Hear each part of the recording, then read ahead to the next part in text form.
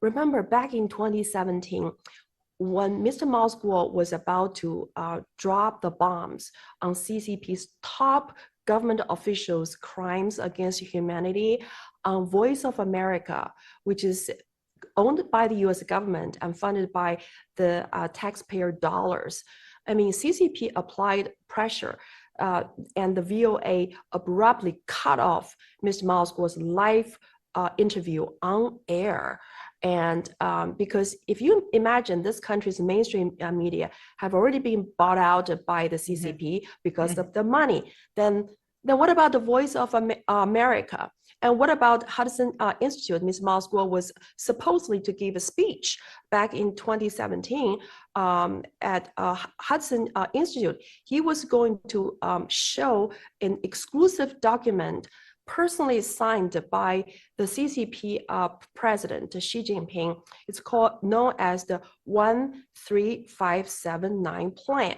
1 stands for one bioweapon, and 3 stands for 3 years in the development or the making of a deadly virus that would be purposefully released to the entire world to destroy public health, also known as the COVID-19.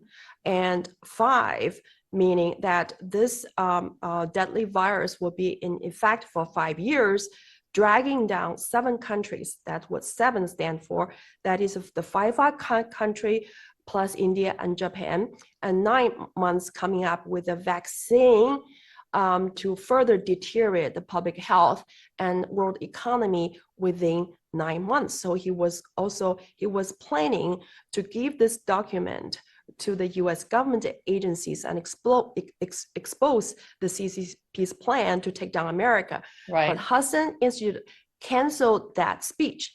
Again, thanks to the pressure applied by the CCP embassy in Washington, D.C. Who at Hudson, do we know who at Hudson Institute caved on that pressure? So only through your show, I'm going to give you the exclusive information.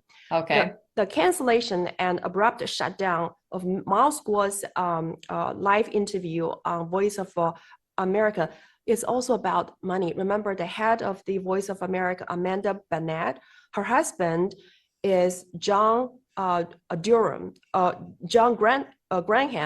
He happens to be the president and chairman of Washington Post, and he owns a big business operating in communist China called Kaplan International. So they're relying on the CCP to fund the business. Right. And also for Hudson Institute, somewhere in the higher place of the Hudson Institute has a child studying in communist China, all paid for by the CCP. Room, hotel, everything. Wow. So it's always money. And if you look at who are donating to the think tank, like Hudson Institute, find whether there's CCP money, and then it solves all the mysteries.